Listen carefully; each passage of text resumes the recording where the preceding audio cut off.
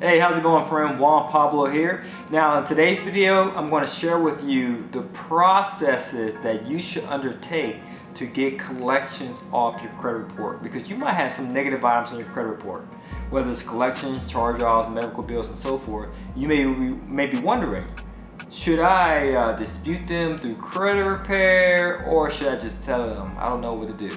Well, thankfully, you got me because I actually have a credit repair company. And I've learned a thing or two on what to do with collections and getting these negative items, even though they may be stubborn, removed from your credit report.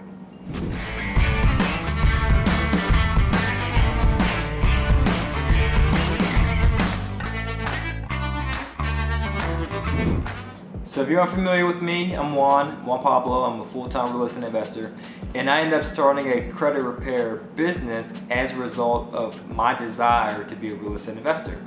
You might be scratching your head, how do those two connect? Well, or how they relate, right? Well, I actually wanted to be a real estate investor, and part of being a real estate investor requires me to obtain mortgages. And being that I started applying for mortgages, I was getting denied left and right from mortgage companies as a result of my poor credit. I had high debt utilization, I had a few late pays, and I had stubborn collections on my credit report.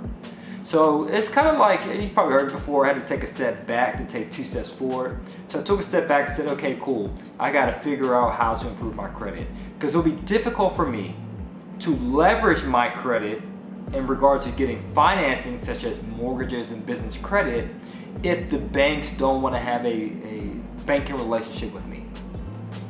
And so I realized, well, I got to figure this thing out. So upon doing research, one of the first things I did was, okay, well, maybe I should just settle. Yeah, maybe I'll just settle because I owe these people this money. Let me just settle. That'll look good on my credit report. And then I found out that it really did. Because when you settle for collections, what does it say? It'll say settle, paid as agreed. So when you're applying for mortgages, they say, okay, cool, I see that you settle with these collection companies. I get that, right? But you still were in collections. It's still not a good thing. Ooh, I still don't want to lend you money for a mortgage. So going through that experience and having a credit repair company, this is what I advise you to do, or to consider, if you too would like to improve your credit so that you can use it for personal reasons, or in my case, business reasons, to acquire multiple rental units, okay? So this is what I recommend. And again, it's speaking on behalf from my personal experience, but also from behalf of having a credit repair company. So you definitely want to take some notes and write this down. This is what I recommend. First thing, get a copy of your credit report. If you're curious to know where you can get a copy so it doesn't have a negative impact on your credit, so it's not a hard pull but a soft pull, go to 100pfcreditcheck.com. 100P as in Peter, F as in Frank, 100pf credit check, like you're checking in credit.com. 100pfcreditcheck.com. All right, you got it. So when you pull it, you want to look under public records and you want to look at your account history to see if there's anything negative. In this instance, we're talking about collections, okay? Pinpoint all the collections. That's what we do as a credit repair company. And once we pinpoint all the collections, the next thing that we do is that we send out dispute letters.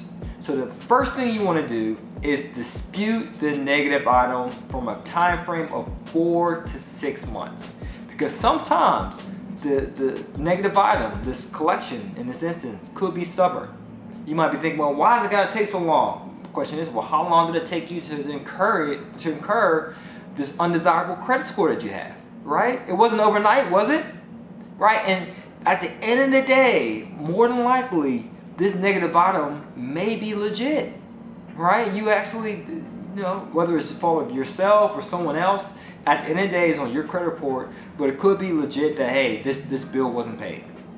It wasn't paid for a while to the point it got to collections. You just have to own up to it. There's nothing wrong with that. I had to own up to it as well. It was easy for me to point the finger and blame this, that, and the other. Oh, it's because my mom didn't help me, or because my friend didn't help me, or this person took advantage, or I was in college, I had to pay my own bills, and I couldn't manage my credit cards. Well, whatever the case may be, it's on my credit report. So that implies that I have to do something about it. Okay? So I decided, you know what? I gotta make something shake, and so do you. So order your credit report, pinpoint all the collections, and start disputing it for 4 to 6 months. Trust me, it won't be that long. Some fall off in month 1. A lot of collections fall off by the second dispute process, the second letter, the second month, which is great. But some items are more stubborn than others. Why? Because the collection companies just are thinking, hey, I bought this debt from the original creditor, and being that I spent money, I want a return on my capital invested. Sounds like a business person, right? These collection companies are for profit. They're businesses. They buy debt at a discount so that they can pretty much call you constantly so they can get a return on the debt that they purchase. It's as simple as that. Just like me buying a property. I like buying properties at a discount, and I like to rent it out to tenants or flip it for a higher return. It's the same concept. So of course they may not want to get that collection off your credit report because they want a return on their investment. But the first course of action you want to take, order your credit report and start disputing it. And that's what we do for credit repair. We start disputing it for 4 to 6 months. Now, if it's been 4 to 6 months and the negative items refuse to come off, just stubborn, just hard-headed, they just stay on there, right? It happens. Then what you want to do is this process. You want to settle. You want to reach out to them and settle somewhere between 50 to 70% of the balance owed. Because as I shared, the collection company buys the debt from the original creditor at a discount. So let's use Bank of America. I hate just using them as an example. I don't know why, just a lot of Bank of Americas in the South, so I see them all the time. There's nothing wrong with them, so I'm not throwing shade on Bank of America. I have 2 Bank of America credit cards, so I'm happy with them. I have a personal in the business with large limits, by the way, so I'm perfectly satisfied with Bank of America. But just use them as an example. Bank of America issues you a credit card, let's say for $1,000. And being that you charged it up to, let's say, $900, and let's say you couldn't make the payment no more. You know, Bank of America tried reaching out to you. Maybe you didn't answer the phone. You didn't negotiate with them a payment plan. You give them an update. You didn't reach out to them, let them know that you're financially unstable. You reached some issues financially speaking, and you didn't negotiate any payment plans, which you should, but you didn't. So Bank of America is thinking, well, this person owes me $900. They haven't been making the payments in the past 30, 60, 90, 120, 180 days. So being that they're unresponsive and they're not paying this debt, the minimum payment at least, you know what, I'm just going to write this off my books as a loss. So I'm going to settle and sell this debt off to a collection company. So the collection company may say, let's call it Shark Collections.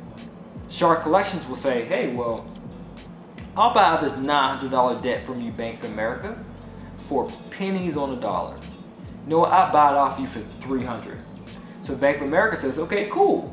I know it's $900. Of course, I made my money through all this interest that I charged them, so I'm good. But I'll sell this debt to Shark Collection Company for $300, right? So they're taking quote unquote a $600 loss. But of course, these banks make money off what? Lending money off the interest, right? So they probably made their money back well over.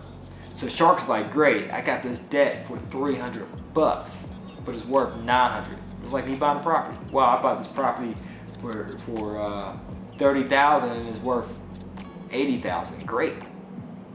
So what they do is Shark will then obtain your debt as well as your contact information and those around you, because they might call your sister, your husband, your spouse, your cousin, your daughter, your brother, just people that they look into their database, right, to find information on you.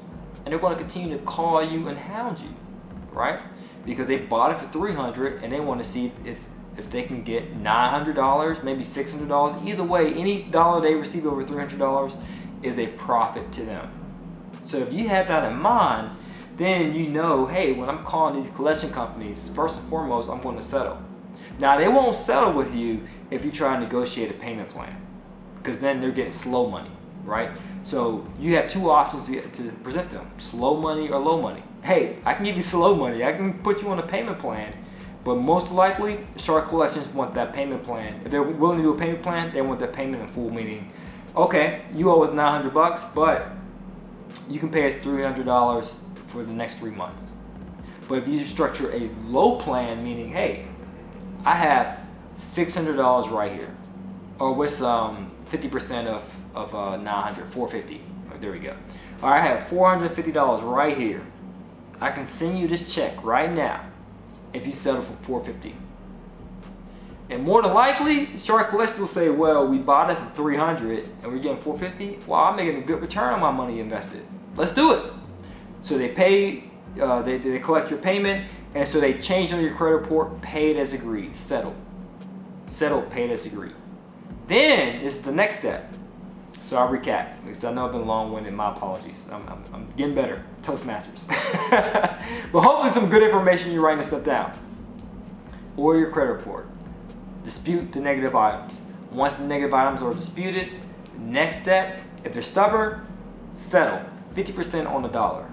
And if they happen to agree, they update your credit report, settle, paid as agreed, then you send out those same dispute letters. And I guarantee you, it makes that collection so much easier to coming off. Because I actually done that myself, right? And it actually proved positive when we do this for our clients as well. So of course you want to send out dispute letters because it's cheaper, right? You didn't have to cough up $450 if they were able to remove that collection off the first round or the second round.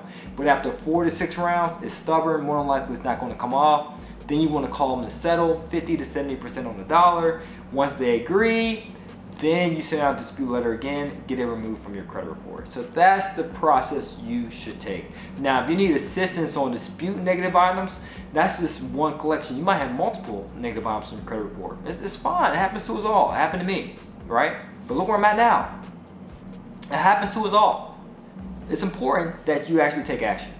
So if you need assistance with disputing collections, medical bills, bankruptcies, foreclosures, tax liens, judgments, late pays, and any other negative item you see in your credit report, and you might have a lot, we can help.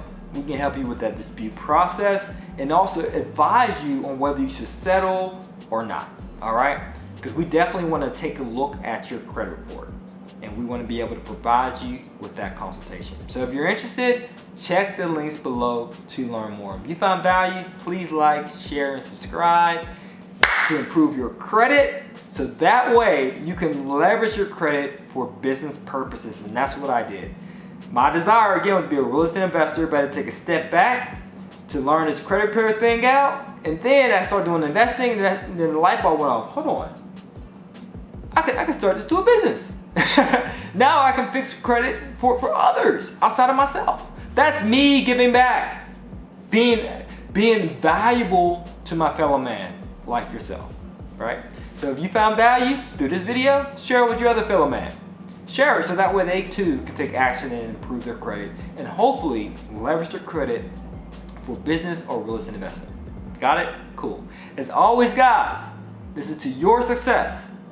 Continue to earn passively and live passionately. Peace.